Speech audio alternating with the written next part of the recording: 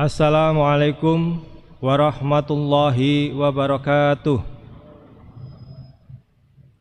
Innal hamdalillah nahmaduhu wa nasta'inu wa nastaghfiruh wa na'udzu billahi min syururi anfusina wa min sayyiati a'malina. May yahdihillahu fala mudhillalah wa may yudhlil fala hadiyalah. Asyhadu an la ilaha illallah wahdahu la syarikalah wa asyhadu anna Muhammadan abduhu wa rasuluh. Allahumma salli ala sayyidina Muhammad wa ala ali sayyidina Muhammad. Qallahu ta'ala fil kitabil karim. A'udzu billahi minasyaitonir rajim. Bismillahirrahmanirrahim.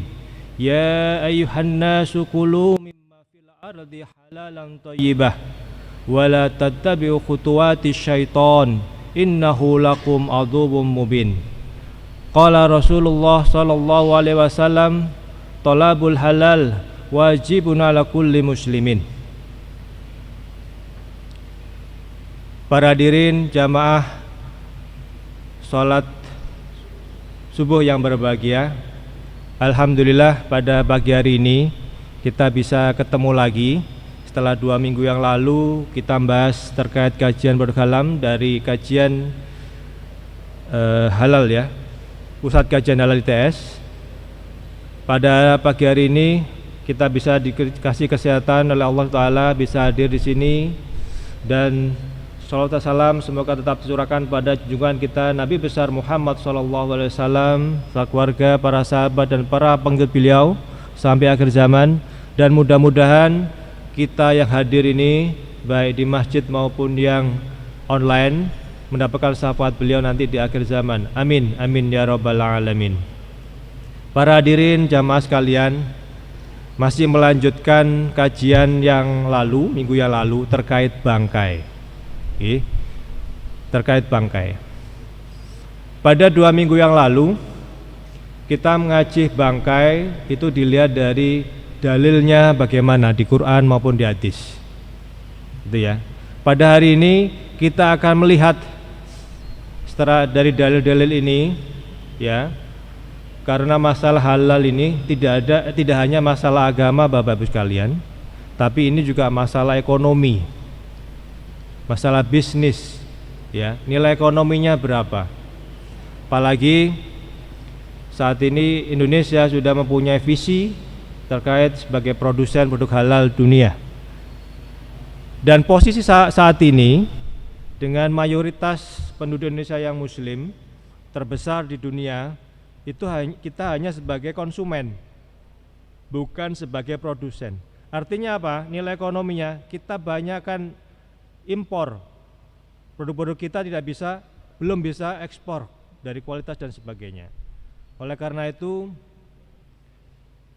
pasar halal ini ya di negara-negara muslim dan sebagainya ini sangat menarik, sangat menarik. Baik, kita kembali lagi.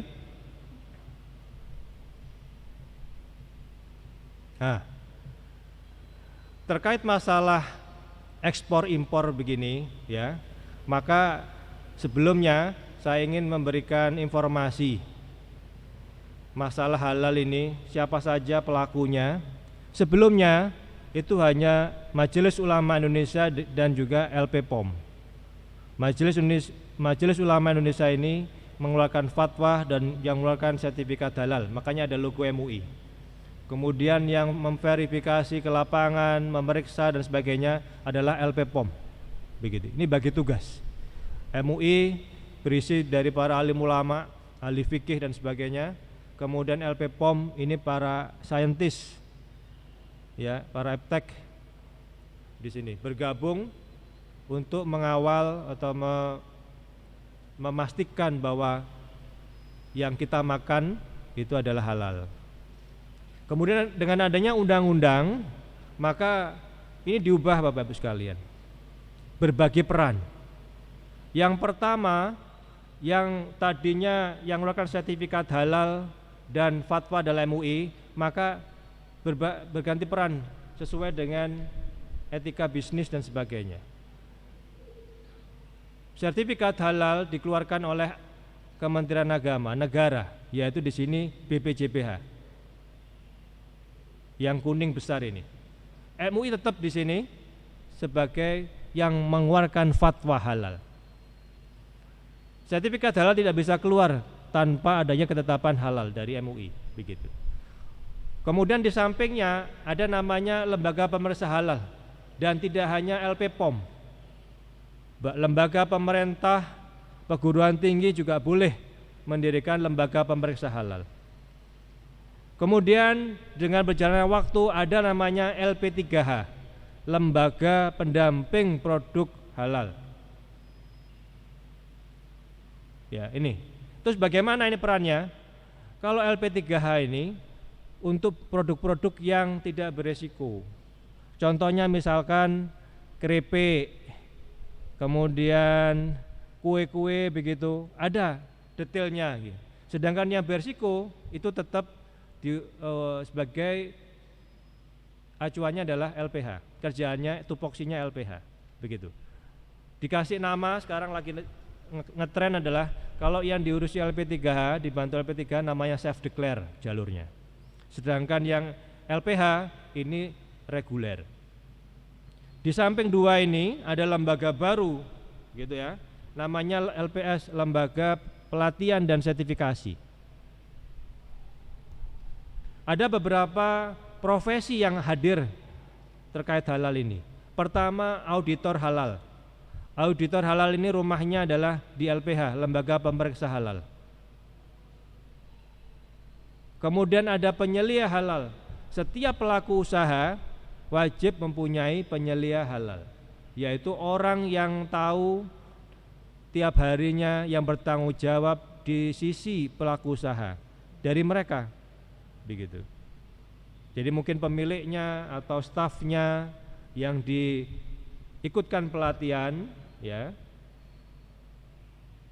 untuk menjamin sehari-hari bahwa yang dilakukan oleh pelaku usaha itu sesuai dengan standar yang telah disepakati, gitu.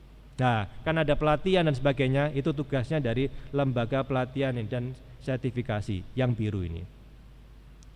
Terus tidak cukup demikian, kita kepinginnya kan juga untuk ekspor, dikenal halal ini di dunia ini. Sebelumnya hanya MUI sama LP-POM, semua yang ngurus standarisasi dan sebagainya ya berdua ini.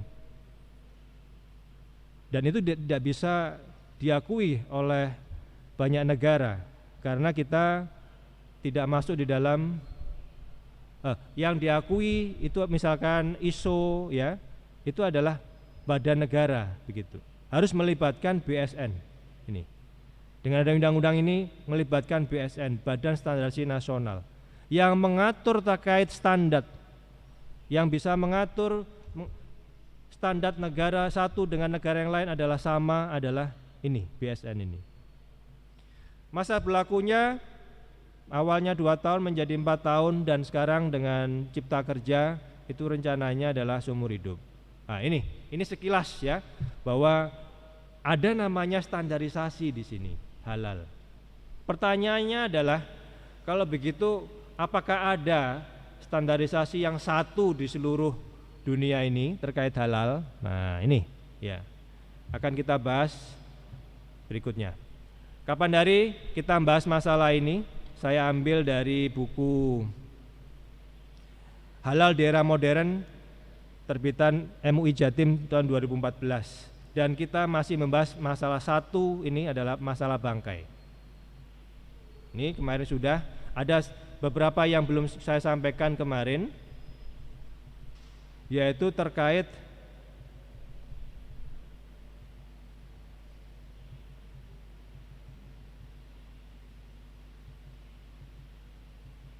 ini bagaimana sembelihan itu yang kita tidak tahu harus baca basmalah apa tidak. Nah, ini terjadi beberapa perbedaan. Yang pertama, Imam Malik mengatakan semua sembelihan yang tidak menyebut nama Allah adalah haram. Sedangkan Imam Abu Hanifah, semua sembelihan yang tidak menyebut nama Allah karena disengaja adalah haram. Ada tambahan karena disengaja, beda sama yang di atasnya ini. ya. Namun jika terlupa maka tetap halal dengan syarat yang menyembelih adalah orang yang memenuhi syarat menurut hukum, yaitu apa? Muslim.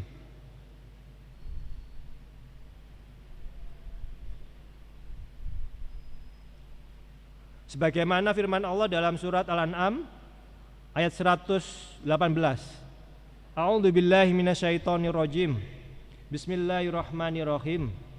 Faqulu mimma dzukira smullahi alaihi in kuntum bi ayatihi mu'minin. Begini. Maka makanlah dari apa yang ketika disembelih disebut nama Allah, jika kamu beriman kepada ayat-ayat Allah. Begitu. Ini adalah dasarnya yang mewajibkan ya ketika menyembelih itu membaca basmalah.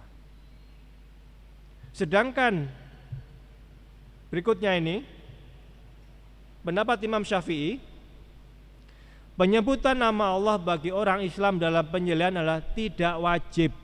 Syaratnya harus muslim semua, ya, begitu. Tidak wajib. Sedangkan Imam Qardawi, penyebutan nama Allah memang suatu keharusan, akan tetapi tidak harus saat menyembelih. Penyebutan nama Allah dapat dilakukan ketika hendak mengkonsumsinya. Begini. Sebagaimana hadis Nabi, ya, wahai Rasulullah, ada suatu kaum yang mendatangi kami dengan daging yang kami tidak tahu apakah mereka menyebut nama Allah ketika menyembelihnya atau tidak. Tapi di sini daging yang dimaksud yang dimaksud adalah daging yang halal untuk dimakan, begitu ya. Maka Rasulullah SAW bersabda, sebutlah nama Allah lalu makanlah. Ini riwayat Bukhari nomor 1916. Ini. Jadi kalau perbedaan di antara kita yang masalah basmalah, ya memang ada dua seperti ini Bapak sekalian. Semuanya adalah benar. Tapi hanya satu yang sama semua adalah yang menyembelih harus Islam. Nih, ini yang kemarin kelupaan belum saya kasihkan. Setelah kita tahu gitu ya, dalil-dalilnya tadi, di dalam buku ini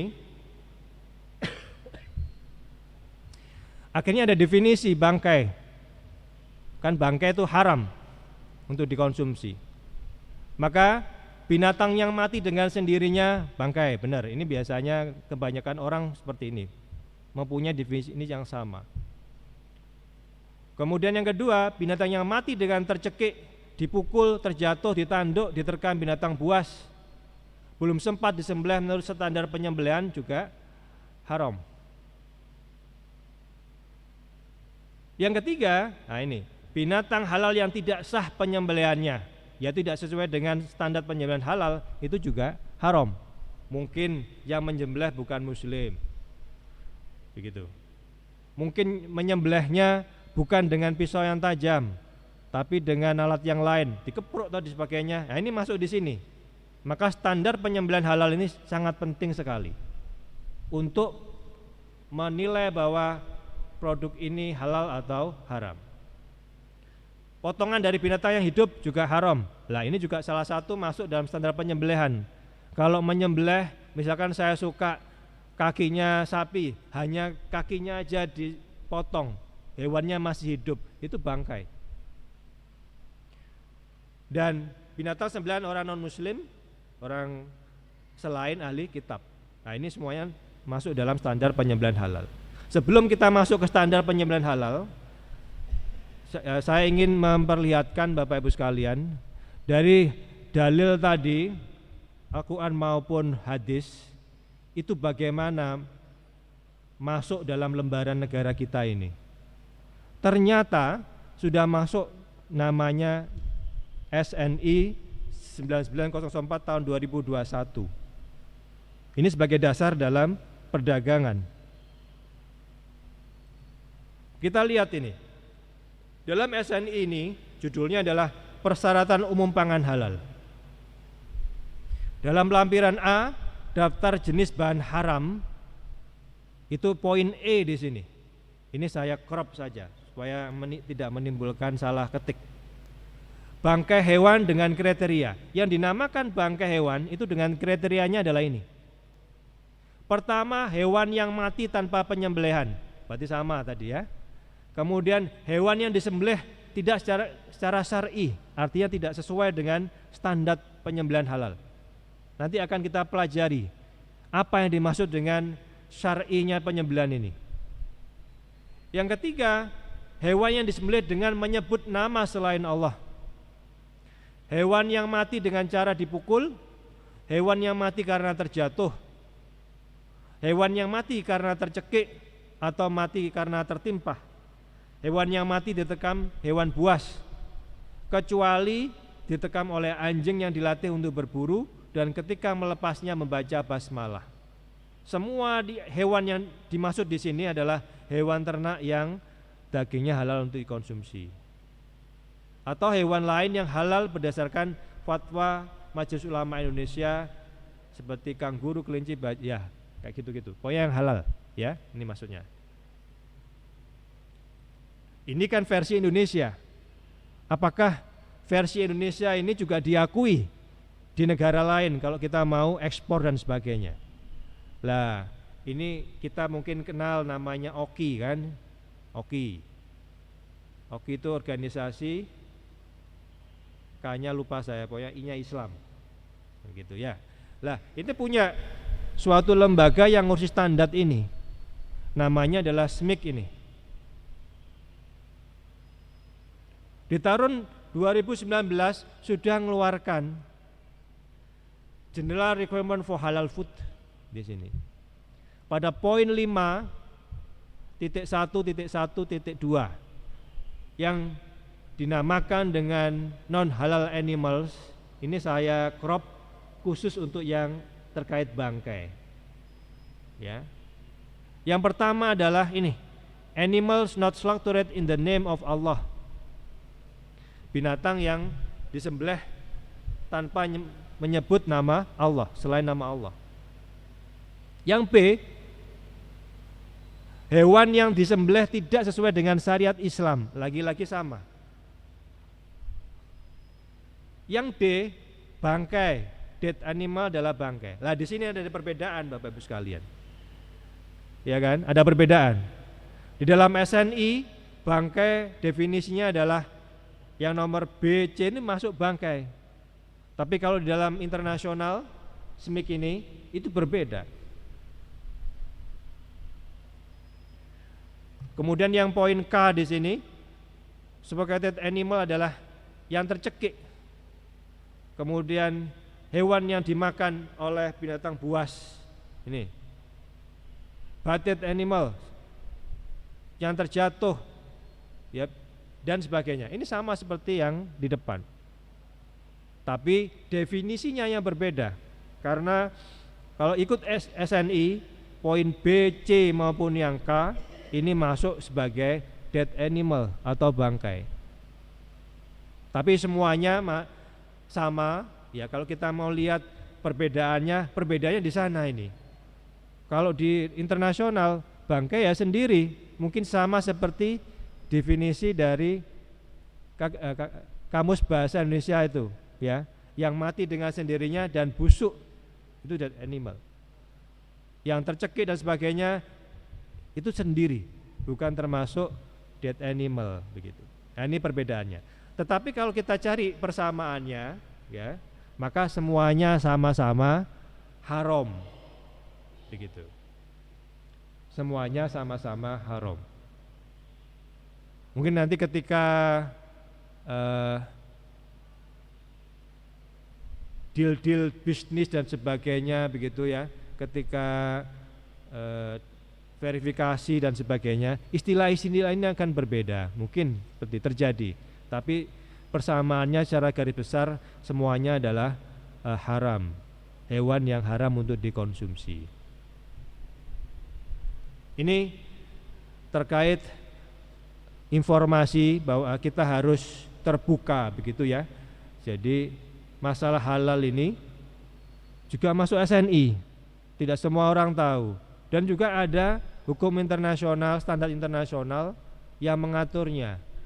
Dan Meskipun ada hukum internasional yang mengatur ini, ya, SMIC ini, tidak semua negara Islam ini memakainya itu.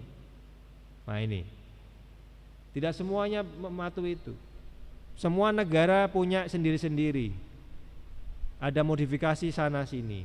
Ini juga yang menyebabkan makanya halal yang dari luar negeri belum tentu bisa masuk ke Indonesia. Belum tentu halalnya sama dengan di Indonesia. Maka mereka sebelum masuk ke sini itu harus kulon nuwun dulu. Harus ada MRA. MRA. Apa ya MRA itu? Istilahnya saling kesepahaman ya, begitu. Standarnya sama apa tidak begitu. Kalau sama, maka bisa masuk, diakui.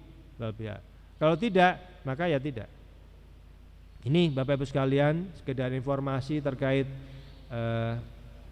perdagangan barang-barang yang halal ini, ya.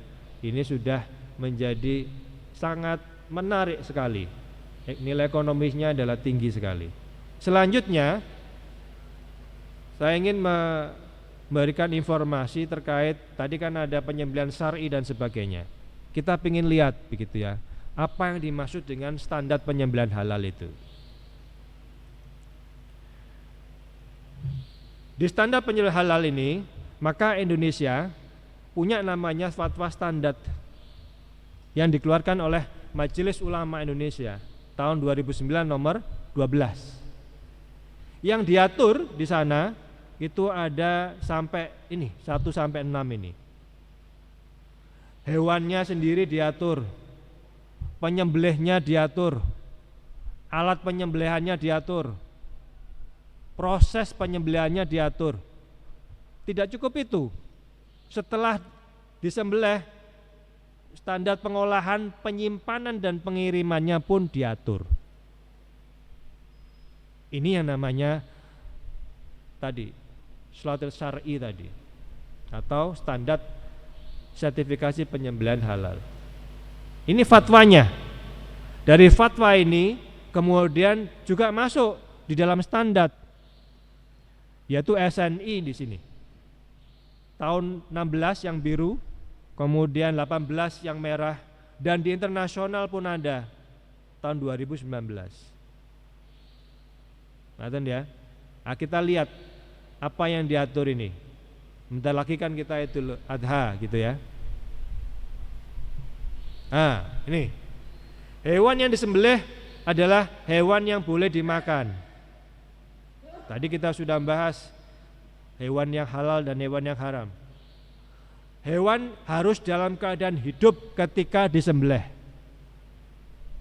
Gitu ya. Ketika disembelih harus dalam keadaan hidup. Misalkan ditabrak tapi masih belum mati ya, itu langsung disembelih boleh dalam keadaan hidup. Tapi kalau ada sapi tadi kalau ditabrak jangan langsung disembelih. Cari dulu pemiliknya, gitu. Nanti kalau langsung disembelih disuruh ganti ya. Yang C, kondisi hewan harus memenuhi standar kesehatan hewan yang ditetapkan oleh lembaga yang memiliki wewenang. Jangan sampai dia sakit. Kemarin ada kasus PMK gitu ya, penyakit mulut dan kuku dan sebagainya, itu sangat mempengaruhi kesehatan manusia. Maka ini diatur di dalam sini ini, harus keadaan sehat, tidak membahayakan kesehatan manusia. Berikutnya yang penyembelih. Nah ini Bapak Ibu sekalian, pertama syariatnya adalah beragama Islam dan sudah akil balik, sudah dewasa. Yang kedua, memahami tata cara penyembelihan secara syar'i, dibuktikan dengan memiliki keahlian dalam penyembelihan. Saat ini usume sertifikasi, usume pelatihan, tadi ada lembaga pelatihan dan sertifikasi. Sudah pernah ikut pelatihan itu dan lulus. Ini contohnya, ada logo Garudanya sekarang ini, resmi dari negara.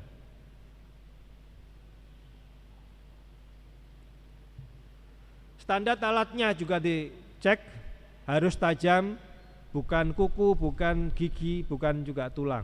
Memang ada alatnya, begitu ya. Seperti ini macam-macamnya. Ini saya ambil foto saat pelatihan di ITS kapan hari ya, tahun 2020 nggak salah. Loh, terus bagaimana proses penyembelihannya? Pertama, niat menyembelih dengan menyebut nama Allah. Ada yang ngomong Bismillahirrahmanirrahim, ada yang bilang Bismillahirrahmanirrahim. Semuanya boleh. Penyembelihan dilakukan dengan mengalirkan darah dengan pemotongan. Nah ini saluran makan satu yang harus terpotong, saluran nafas dua pembuluh darah baik yang wajadain maupun yang arteri. Jadi 4 saluran ini harus terpotong. Ini adalah syar'i. Loh, bagaimana Pak kalau 2 saja pembuluh makan dan saluran pernafasan saja? Nggak sesuai dengan ini Pak, nggak masuk dalam, nggak akan dapat sertifikat halal, begitu. Penyembelihan dilakukan dengan 1 kali dan secara cepat, memastikan aliran darah dan atau gerakan hewan sebagai tanda hidupnya hewan. Jadi memastikan darah keluar dengan cukup dan hewan tersebut mati karena penyembelihan tersebut. Jadi tidak boleh langsung setelah disembelih langsung dilempar ke dandang panas. Nanti matinya bisa karena air panas, bukan karena penyembelihan. Berikutnya terkait pengolahan, penyimpanan dan pengiriman. Ini pengolahan dilakukan setelah hewan dalam keadaan mati karena penyembelihan. Hewan yang gagal penyembelihan, mungkin nyembelihnya pakai mesin atau apa begitu ya, atau tergesa-gesa, itu enggak sempurna. Ada yang 4-4-nya terpotong, ada yang cuma 1, cuma 2. Itu dipisahkan mana yang halal dan mana yang halal.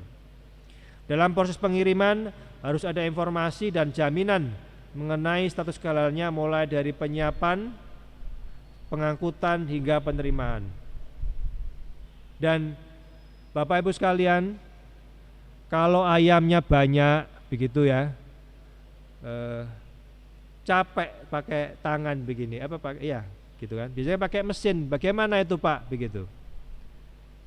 Ya dimungkinkan Bapak Ibu sekalian pakai mesin. Ayamnya digantung gitu kan, kemudian dia ngikuti berjalan ayamnya begitu, kemudian melewati pisau ya, terus dipotong. Nah ini keahlian juga, teknik bagaimana menciptakan suatu mesin begitu yang bisa otomatis, yang memotong semua saluran tadi tanpa memotong seluruh lehernya ini, kepala ayamnya begitu ya. Terus bagaimana Pak, ayamnya kan nggak gerak-gerak, gimana? Kalau gerak-gerak kan bisa aja miss begitu ya posisinya. Nah ada namanya stunning, pemingsanan. Ayam itu dipingsankan ya, ayam itu dipingsankan. Ini macam-macam pemingsanannya tuh, bisa mekanik, elektrik maupun kimia. Untuk yang ayam biasanya pakai elektrik. Jadi ayam itu dilewatkan dalam sebuah bejana, diisi air, terus dikasih listrik dengan voltase tertentu gitu ya. Saya kurang paham detailnya. Nanti ayam itu dimasukkan di situ, strom, pingsan. Nah, ketika pingsan, ketika mesinnya berjalan ini, dia kan nggak obah-obah. Jadi terus kemudian masuk dalam pemotongan secara mesin tadi, itu bisa. Lah, ketika mengoperasikan mesin ini, kan mesti ada operatornya. Operatornya baca bismillah gitu. Itu akhirnya sah, boleh. Gitu. Demikian Bapak Ibu sekalian, dan di sini ada ini ya, melakukan penggelonggongan hewan juga hukumnya haram. Ini MUI-nya. Ya. Bagaimana dengan SNI-nya? Ada ternyata Bapak Ibu sekalian. Ada. SNI-nya yang unggas di tahun 2016. Kemudian yang ruminansia tahun 2018. Ya, ini nanti kita bisa lihat seperti ini bagannya, ya, diatur lengkap. Nih. Kemudian yang ruminansia juga lebih detail lagi bagannya, ya. Terus bagaimana dengan yang internasional, juga sama diatur. Meliputi hewannya bagaimana, penyembelihannya, alat-alatnya, tempatnya, stunning juga ada, prosedur bagaimana cara menyembelihannya tadi. Yang 4 saluran tadi juga masuk dalam sini.